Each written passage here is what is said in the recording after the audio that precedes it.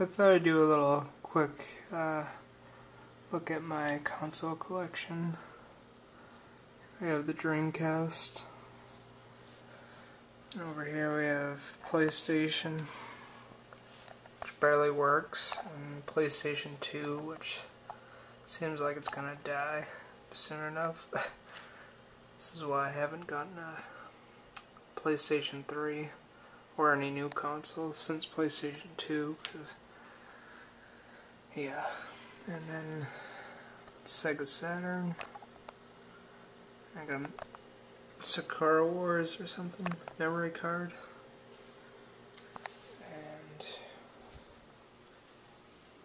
over here I got the Sega Genesis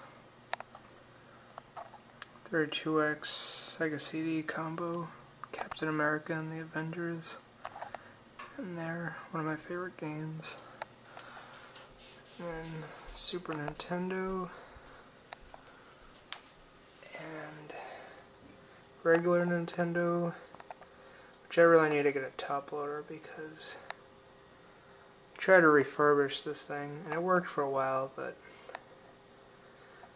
it's Nintendo for you. Stupid side loading technology that failed. And of course 2600. It's dusty as crap. This piece of I really need to clean that thing off. It looks shittier through the camera than it does in real life. I think it's like tape stuck on there or something. And Pac-Man, of course, in there. And yeah, I have like 3 extra Nintendos. None of them really work. I haven't tried to refurbish them, but it's like the thing costs like $2 on eBay, but it takes like 10 hours of work. Maybe I just suck at doing it, but then I have 2 of these Ataris. There's a classic one, the wood grain. I have a all black one in my closet. And we got the Game Boy original and Game Boy Advance. Now, my original Game Boy Advance was like a nice clear one that somebody stole. I don't know where the hell this one came from, but maybe I stole it. I don't even know. And then Game Boy, like Nintendo just pisses me off with the Game Boys. There's like 15,000 versions. Took them like 30 years. Like, I thought by Game Boy Advance they would at least put a backlight in, but they had to release like 30 more Game Boys just to have a backlight installed like in Game Gear. And then the N-Gage, this custom lime green cover, which I always liked.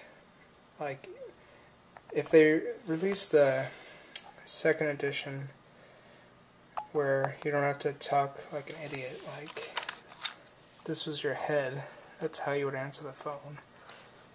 It was a really cool system. And then, you know, the flaw where you have to open the back case, take out the battery to put the game in, but it had some pretty cool games. It was a decent phone. And then the Virtual Boy, which is kind of a portable in its own retarded way.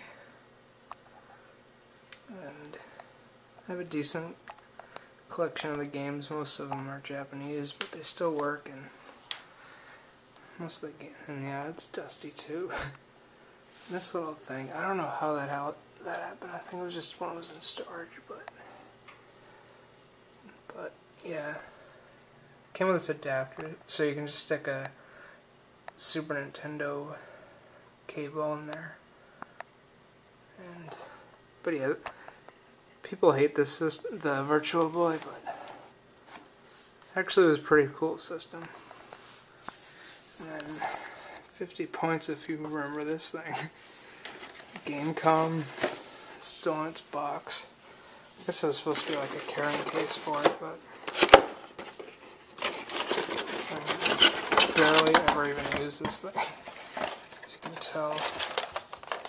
But it was pretty cool idea. Like, let's get this like pen And it had like touchscreen technology. It was just, you know, simple black and white. It was like arcade classics. I don't remember which games were on there, but it had like side loaders, so like store 2 games in there. I don't know if you can see it, but like Indy 500 and Fighters Maximum. Like, I wouldn't consider this a real system because it was made by like Tiger, and they usually just made those like cheesy like little handhelds, but I think they were trying to do that. But the real cool thing was like, even though at the time I had no internet connection, I have no idea how this would connect to the internet, but I guess you could use this thing to like send emails and stuff. Not wirelessly, but yeah, that's some weird cable that I've never seen before.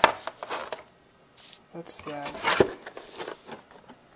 And then, yeah, that's pretty much what it would look like if it was on.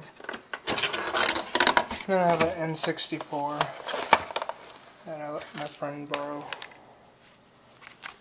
And someone stole my Game Gear. I bought a new one on eBay. Someone stole that one too. But I think that's about it.